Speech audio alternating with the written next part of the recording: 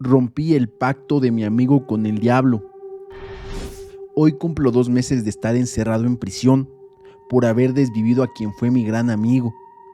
Aún el día de hoy, la gente sigue sin entender por qué lo hice si lo quería tanto, y menos entienden cuando les digo que aún lo quiero. Fue mi único y gran amigo, pero decirles los motivos que me llevaron a hacer lo que hice no es algo que le contaría a nadie por respeto a su memoria, pero tengo que desahogarme, aunque sea por escrito. Al terminar, quiero destruir este documento y continuar con mi sentencia en silencio, pero no sé si enviarte también mi historia. Todo comenzó hace 10 años, cuando salimos de la universidad. Nuestra amistad sufrió un cambio cuando yo entré a trabajar a una empresa de publicidad. Él tocó varias puertas y ninguna se le abrió. Yo mismo intenté colocarlo donde entré, pero no fue posible, no había vacantes. Y cuando hubo y fue a una entrevista, no se quedó, no supe por qué. Poco a poco su desesperación lo iba haciendo presa de él, hasta que un día me avisó que sería taxista. Un compañero de la universidad tenía varios taxis y buscaba choferes para estos. No le pagaría mucho, pero por lo menos ya tenía trabajo. Me pareció bien, ya que era el único apoyo de su madre, y eso le daría un respiro económico. Pero no lo veía feliz. Cuando salíamos a algún bar, de una u otra forma me hacía saber que se sentía frustrado, y no solo por no poder ejercer como mercadólogo, sino porque en el amor tampoco le iba bien. Las pocas parejas que había tenido, al poco tiempo de la relación se alejaban de él casi sin motivo. Yo no sabía qué decirle, ni cómo consolarlo o ayudarlo. Era muy inteligente, como para escuchar palabras repetitivas que uno cree que son de aliento, pero en realidad esconden un no sé qué decir, así que solo me limitaba a escucharlo. Conforme pasaba el tiempo, su desesperación iba en aumento, en especial por la falta de una pareja estable, por lo que comenzó a frecuentar clubes nocturnos, se metía a chat de citas e incluso estaba en varios grupos de redes sociales, con la esperanza de conocer en alguno de ellos al amor de su vida. Poco a poco y gracias a la combinación de mi trabajo que me tenía muy ocupado y a su obsesión por conseguir pareja nos alejamos, hasta que un día, meses después, me envió un mensaje que sin un saludo decía: mi madre acaba de fallecer. No le contesté nada, me quité la pijama, me puse un traje oscuro y me fui a su casa. Ahí estaba él con sus familiares y en el centro de la sala el ataúd de doña Luisita, como la conocíamos nosotros. Lo abracé y se soltó a llorar en mi hombro. Me di cuenta de que no había llorado desde que se enteró del fallecimiento de su madre, quizá porque ya esperaban pronto su muerte.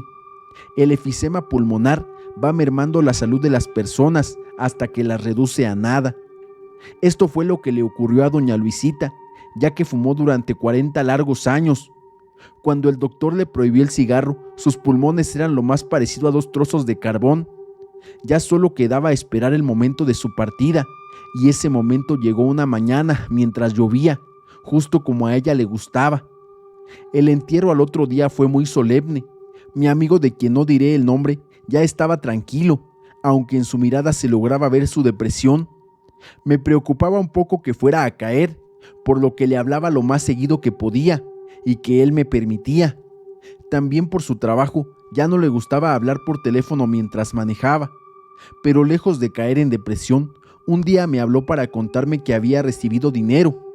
No me dijo, ni yo le quise preguntar de dónde lo había sacado, y con eso había puesto un pequeño negocio de publicidad, negocio que en poco tiempo creció como la espuma y jamás se volvió a preocupar por la falta de dinero. Pero su recompensa, como yo le decía, por todo lo que había pasado no venía sola. Cerca de donde tenía su oficina conoció a una mujer hermosa, con quien al año de noviazgo se casó, y 10 meses después tuvieron a Fanny, una hermosa niña, que cada vez se parecía más a su madre, con esos ojos negros y labios rojos simulando al mejor labial color carmín. Definitivamente, ella y su hija eran la adoración de mi amigo. Vivía por ellas y para ellas, y era muy evidente que era bien correspondido. Mi amigo era feliz y yo lo era con él también, aunque algo había cambiado en él, pero no lograba identificar bien qué era, además de que su mirada a veces era un tanto dispersa. Algo había en él que no sabía qué era, pero no me gustaba nada. aunque por prudencia nunca se lo dije. El tiempo pasó y su situación económica cada vez era mejor. Cuando salíamos no dejaba que yo pagara nada. Había cambiado de auto no sé cuántas veces. El cambio era siempre por otro del año y el siguiente más costoso que el anterior. Pero a él ya no lo veía feliz, lo sentía un tanto amargado. Parecía que todo y todos lo ponían de malas con mucha facilidad, aunque casi enseguida volvía a estar bien, como si nada le hubiera ocurrido. 6 años después de que cambió su suerte, ahora que lo pienso y hago cuentas, fueron 6 años, 6 meses y 6 días, tomando en cuenta el día que me contó que recibió el dinero. Me habló por teléfono, estaba muy alterado. Nos vimos en un bar y ahí me contó la historia más extraña que yo he escuchado, y de no ser por él quien me la contaba, yo no la hubiese creído. Cuando llegó al bar por unos segundos lo desconocí, parecía mucho más viejo de lo que en realidad era. Tuve que entrecerrar los ojos para reconocerlo. Sus manos temblaban y la boca se le veía bastante seca. Por más que pasaba la lengua por los labios, no había forma de que se le humectaran. Pidió una copa de ron, el cual se acabó de un trago como agua. Después pidió 2 más, que tomó de la misma manera que el primero. Todo esto antes de hablar, como si quisiera agarrar valor. Hice algo muy malo, dijo, y yo noté que esta frase se le dificultó. Yo no dije nada, lo dejé hablar a su ritmo, con las pausas que sus nervios le obligaban, y continuó. Hace 6 meses, cuando mi madre falleció, yo estuve a punto de desvivirme. No tenía por qué vivir ya. Yo no le dije nada, pero en ese tiempo era mi temor. Él prosiguió. En ese tiempo me di a la tarea de buscar métodos eficaces pero indoloros. Encontré desde pastillas, distintos tipos de nudos para colgarme de alguna viga. Poco a poco la investigación me fue llevando a otras páginas.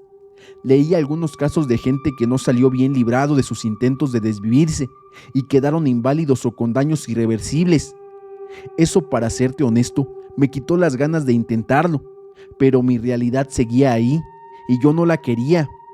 Mi búsqueda cambió de rumbo. Ahora buscaba cómo cambiar mi vida y mi suerte. Como fuera, a cualquier precio, ya no me importaba. Y la encontré en una página esotérica. El fondo era negro y a las orillas tenía algunos símbolos de los cuales no sé el nombre, pero estoy seguro que se usan para la magia negra. Al centro se veía una cara, cuya imagen no la puedo describir, y no porque no la recuerde, sino porque me ha perseguido en mis sueños durante todos estos años. Sobre la imagen se leía un texto que justo decía lo que yo quería leer: dinero, amor, éxito, lo que quieras. Solo aquí, da clic en el siguiente botón y no volverás a padecer ninguna carencia. ¿Y lo hiciste?, le pregunté. Lo mío no era ninguna pregunta, sino la confirmación de lo que suponía. Sí, lo hice, y en realidad no fue tan tétrico como yo pensé. Se abrió un documento, el cual leí con mucho detenimiento. Era un acuerdo donde las primeras 5 páginas se referían a las ventajas de participar en él. Venía justo lo que yo quería: una mujer con quien formar una familia, desarrollarme en mi carrera, ser empresario y muchas cosas más que ya no recuerdo, ya que esto era lo único que me interesaba obtener. Continué leyendo. Las siguientes 3 páginas estaban dedicadas a lo que no tenía que hacer en caso de aceptar el acuerdo. ¿Cómo qué cosas? A estas alturas sentía más curiosidad que terror. No podía entrar a una iglesia y menos darle ningún sacramento a los hijos que llegara a tener. Tampoco debía dar caridad a nadie. Por mucho dinero que yo tuviese o por muy necesitada que viese a la persona, no podía dar alojamiento en mi casa a nadie, bajo ninguna circunstancia. No debía hacer ningún regalo en fechas religiosas, como en Navidad, incluso en Año Nuevo. Debía gastar siempre lo más que pudiera en cosas materiales. Noté que cambiabas de auto muy seguido. ¿Qué hacías con los que ya no ocupabas si no podías obsequiarlos?, le pregunté. Los vendía o los chocaba para que se perdieran. Entonces, ¿a cambio de todo eso fue como obtuviste todo lo que tienes ahora? Ojalá así hubiese sido, pero no. Esas solo eran las cláusulas que debía cumplir para seguir obteniendo los beneficios. Lo que me pidió a cambio fue algo horrible. No pude articular la pregunta. Supongo que a esas alturas ya no lo quería saber, pero era algo que no se iba a guardar. no después de haber llegado hasta este punto, y continuó diciendo: tuve que hacer un ritual con mi sangre y la de un gato negro. Es algo que no quisiera volver a vivir. La habitación del sótano de mi casa era muy oscura. Jamás la había visto así, iluminada tan solo por velas negras y en medio un pentagrama. Mientras decía las palabras que con mucho trabajo lograba leer de una hoja blanca, comencé a escuchar ruidos como murmullos.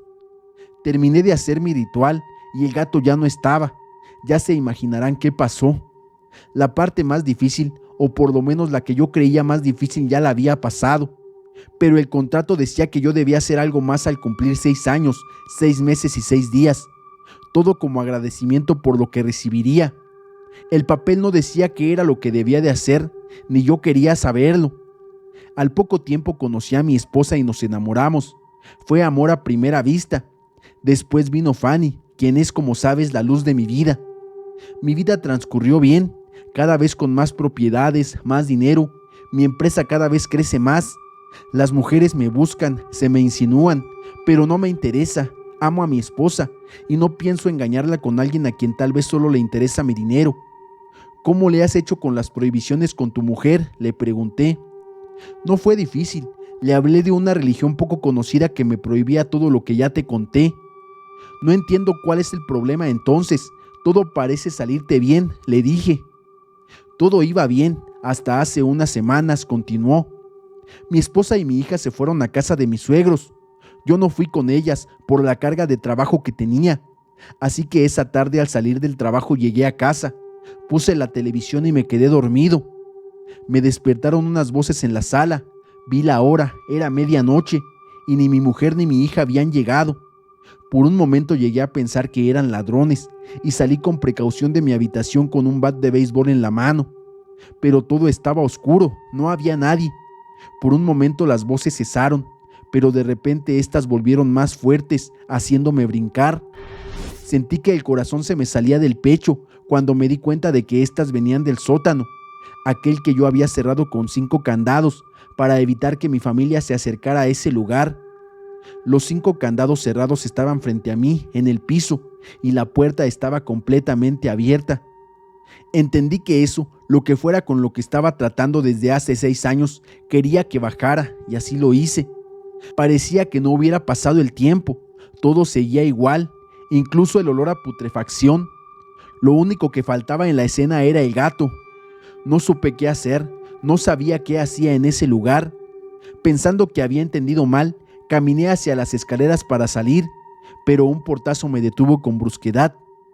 Volví a sentir el miedo de hace 6 años, en especial cuando el pentagrama comenzó a arder de nuevo, y el rostro con el que había hecho el pacto volvió a emerger de las llamas, pero esta vez no estaba sonriente como la vez pasada. Tenía una seriedad o molestia, no lo sabría decir. Esta vez comenzó a hablar con una voz espantosamente tétrica. No parecía de este mundo, ni nada que yo hubiera escuchado antes. Las manos que antes me habían acariciado, esta vez se habían vuelto tentáculos. Me inmovilizaron para que no intentara salir. Aunque hubiera querido, la puerta cerrada y mi miedo eran suficientes para no permitir moverme. La voz comenzó a hablar, dictó el acuerdo que teníamos pendiente, ese maldito acuerdo. La voz de mi amigo se quebró, pero continuó hablando. Sus ansias por desahogarse eran más grandes. Matar, tenía que matar a alguien a cumplir exactamente 6 años, 6 meses y 6 días. No importaba a quién ni cómo, solo le tenía que entregar a alguien. Pero eso es muy cerca del día de hoy, ¿no es así?, dije con temor a lo que diría. Es hoy se cumple la fecha. Como te dije, no importa a quién mate, pero tiene que ser hoy. Tú me conoces, yo jamás he matado a nadie, ni es algo que pueda hacer. Esto fue lo que me pasó por la mente, y como ese ser lo hubiera escuchado, me advirtió que esto solo era el principio, ya que cada cierto tiempo tenía que repetir esa barbaridad, y me advirtió 2 cosas más: que de no hacerlo, él se cobraría con mis seres queridos, y que no pensara en desvivirme como hacía tiempo, ya que no permitiría que yo me hiciera daño. ¿Y qué piensas hacer?, le dije. ¿Qué hice?, querrás decir. ¿Lo que hiciste?, le pregunté. Hoy temprano me levanté pensando en que hoy era el día. No fui a trabajar, pero tampoco me quise quedar en casa. Salí en la camioneta a dar vueltas, manejando sin rumbo. Así durante horas, hasta que pasando por una calle bastante solitaria, o por lo menos así creí verla yo, pero mi mente tampoco estaba bien. Atravesando una pequeña avenida, escuché un ruido en la radio. Eran esos murmullos. Los vidrios se empañaron y en el retrovisor vi ese rostro otra vez. No supe por qué lo hice, pero manejé hacia atrás en reversa y sentí el golpe. La camioneta golpeó con algo. No pude poner el freno y sentí cómo pasaba por encima de eso. Era un cuerpo, lo sé. No escuché ningún ruido ni quejido alguno, ya que los murmullos no me dejaban escuchar nada de afuera. No tuve el valor de bajarme del vehículo. Supuse que así sería mejor. Lo único que me tranquiliza es que no fui yo quien controlaba en ese momento la camioneta, por lo que no se puede decir que yo lo hice, que yo maté a una persona o a un animal. Yo estaba impresionado, no sabía qué decir ni qué pensar. Al irme, volví a pasar sobre su cuerpo. Es una de las peores sensaciones que pueden haber. Su teléfono celular había estado sonando casi desde que llegó, pero él no tenía ninguna intención de contestar, ni siquiera veía quién le llamaba. Al terminar su relato, volvió a sonar su teléfono, y al ver que lo miraba con curiosidad me explicó: «Es mi esposa, no he ido a casa desde la mañana, pero no le he podido dar la cara así como estaba, pero ya me siento mejor, más tranquilo. Pero aunque hayas desvivido a un desconocido, por lo que dices, esto se va a repetir. ¿Cómo le harás con eso? Mientras ocurra como esta vez, creo que lo podré sobrellevar. No podría volver a vivir con carencias. No quiero que mi familia conozca ese tipo de vida. Vivo solo para ellas. Espero que no me juzgues. Tú me conociste cómo vivía y lo mal que la pasé sin trabajo». Tranquilo, amigo, lo abracé sin saber si de verdad lo entendía, pero llegué a la conclusión de que por amor a su familia, un hombre puede hacer hasta lo indecible. Me agradeció por haberlo escuchado sin juzgarlo. Nos despedimos con un apretón de manos y con la promesa de vernos muy pronto. Él se quedó en el bar para ir al sanitario. No quiso que yo lo esperara. Yo me fui a mi carro, pero al arrancar sonó mi teléfono. Estuve a punto de ignorar la llamada, ya que no tenía registrado el número, pero pudo más la curiosidad, por lo que me estacioné a una calle del bar para poder contestar. En ese momento vi que mi amigo salió del bar, pero no se subió a su vehículo, sino que comenzó a caminar, supongo que para terminar de despejarse. Mientras lo veía caminar, fue extraño descubrir que al otro lado de la línea estaba su esposa. Llorando me preguntó por mi amigo, ya que no le contestaba las llamadas. Cuando le iba a decir que ya iba para allá, me interrumpió para decirme entre sollozos que algunas horas después de que él salió de la casa, ella fue con la niña a la tienda, de donde se le escapó para ir detrás de un globo y un maldito la atropelló, y no conforme con eso, según testigos, se aseguró de que muriera, pasándole la camioneta por encima de su cuerpecito, yéndose de ahí sin ningún remordimiento, ni bajado para auxiliar a su pequeña. Todo esto no se lo había podido decir a mi amigo, y lo más grave es que no sabía cómo lo tomaría. Yo no sabía qué hacer, no le dije que había estado con él, le di mi pésame y colgué pensando en mi amigo. Aunque parezca raro, en algún momento sentí empatía y hasta cierto punto llegué a entender lo que hizo, pero ahora yo sé que esto él no lo soportaría, ya que la noticia no era solo de la muerte de su hija, sino saber que él lo había hecho. No podía recibir esa noticia. No lo pensé más, arranqué mi auto y lo alcancé. No toqué el claxon. Cuando estaba cerca de él subí la velocidad y lo arrollé con tal fuerza que su cabeza se partió en dos contra la pared. No había forma de que estuviera vivo. Me fui a mi casa sin darme cuenta de cuánto tiempo llevaba llorando. Creí que nadie me había visto, pero no fue así. Al parecer, hubo un testigo que fue quien me reconoció, y gracias a él estoy en este lugar. No he dicho nada a nadie, ni por qué lo hice, y jamás lo haré por respeto a él, pero hay algo que me preocupa más que cualquier cosa: haber interferido con un acuerdo como ese, ya que ayer cuando me levanté a orinar, a medianoche comencé a escuchar murmullos, y algo parecido a varios tentáculos me acariciaron muy suavemente la nuca.